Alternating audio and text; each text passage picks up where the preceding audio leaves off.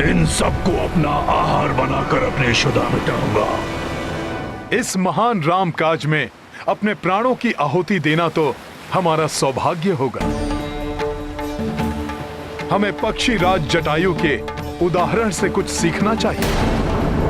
प्रभु भक्ति की पराकाष्ठा के प्रतीक महाराज जटायु के परम त्याग की चर्चा मुझसे भ्राता लक्ष्मण ने की थी कि कैसे अपने प्राणों की चिंता किए बिना माता सीता को मुक्त कराने के प्रयास में उन्होंने अपने प्राण तक न्यौछावर कर दिए।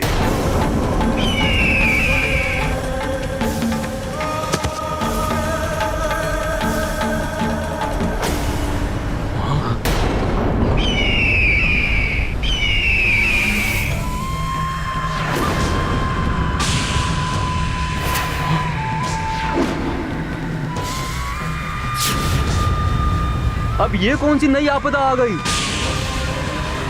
इतना विशाल काय पक्षी, कहीं ये हम सबको खाने तो नहीं आ रहा?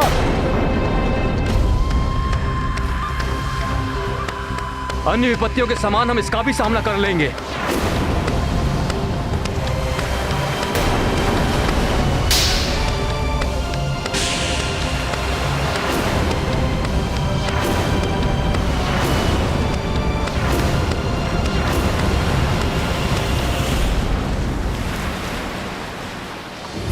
तुम अभी जटायु की बात कर रहे थे, क्या हुआ उसे?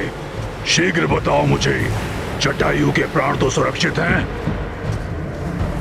कौन है आप और पक्षीराज जटायु के विषय में क्यों पूछ रहे हैं? मेरे प्रश्न का उत्तर दो। बोलो, क्या हुआ जटायु को?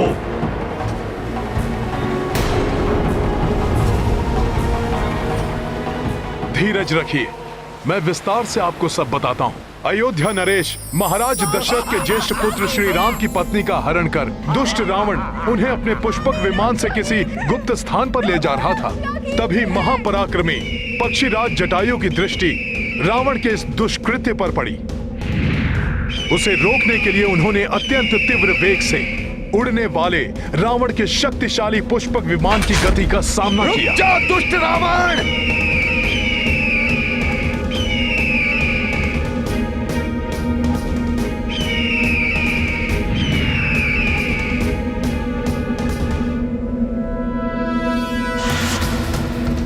मेरे मार्ग को अवरुद्ध करने का तो साहस तुम्हें बहुत भारी पड़ेगा मूर्ख। मूर्खता मैंने नहीं, अभी तू देवी सीता का हरण करने का दुस्साहस कर तुमने की है रावण।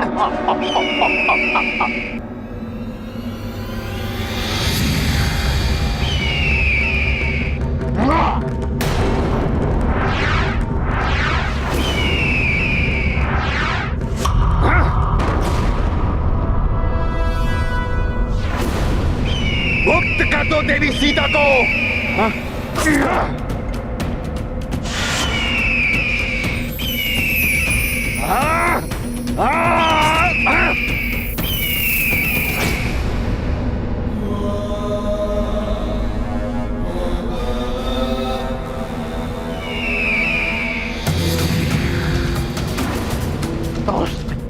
अभी दिखाता हूं तुम्हें।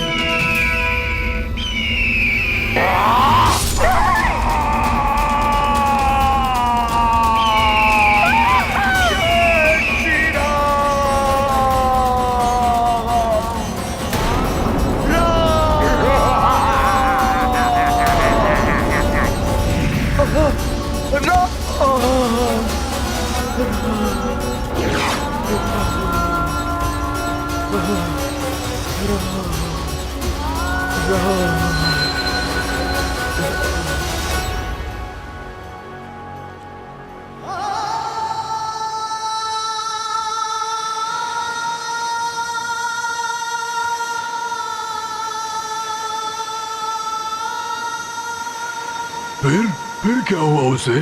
फिर उस क्षत विक्षत अवस्था में भी महाराज जटायु ने असहनीय कष्ट सहकर भी अपने प्राणों को अपने शरीर में संजो कर रखा और प्रभु श्री राम की प्रतीक्षा करते रहे। जब अपने भ्राता लक्ष्मण जी के साथ प्रभु श्री राम माता सीता को ढूंढते हुए उनके निकट पहुंचे, तब प्रभु को इस घटना का संपूर्ण विवरण देने के पश्चात ही जटायु जी ने अपने प्राण त्याग दिए।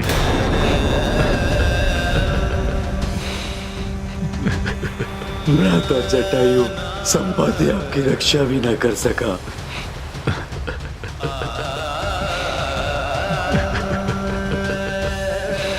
संपाति जी,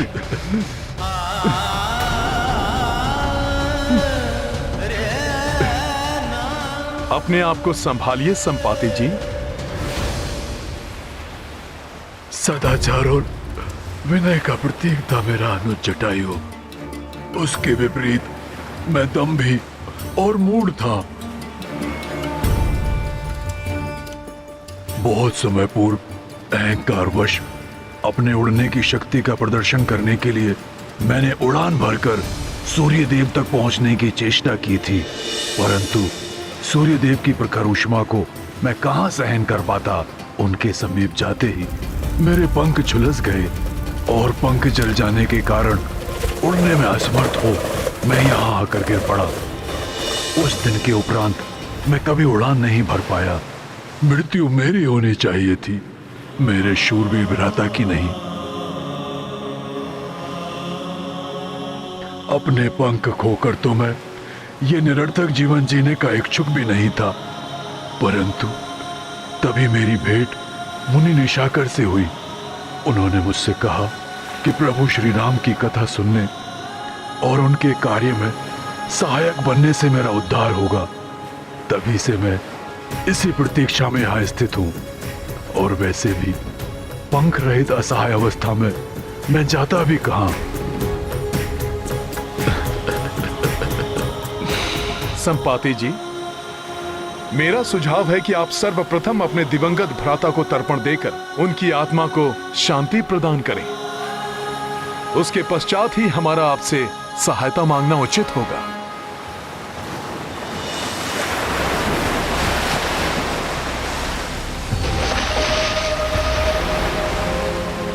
अद्य श्रुति स्मृति पुराणोत्फल प्राप्त्यार्थम देवर्षि मनुष्य पितृतर्पणम करिष्ये।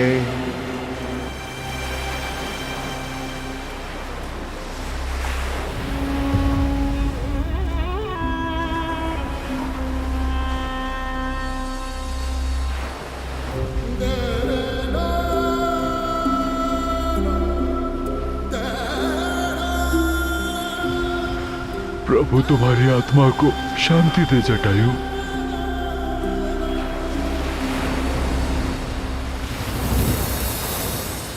हे महान संपाति जी, आपके कथनानुसार आप यहाँ दीर्घ काल से स्थित हैं। हमें बताइए कि आपने यहाँ आकाश मार्ग में पुष्पक विमान या माता सीता को किसी दिशा में जाते देखा है?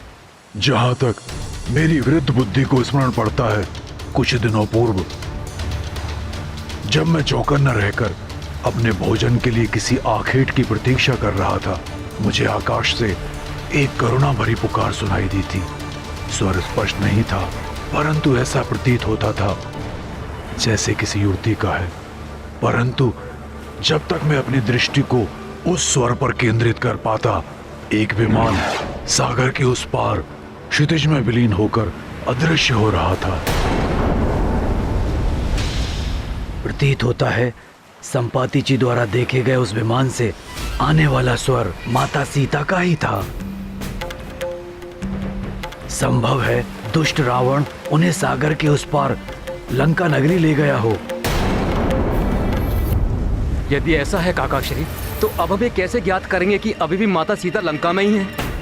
गरुड़ दृष्टि तो 100 योजन तक देख सकती है।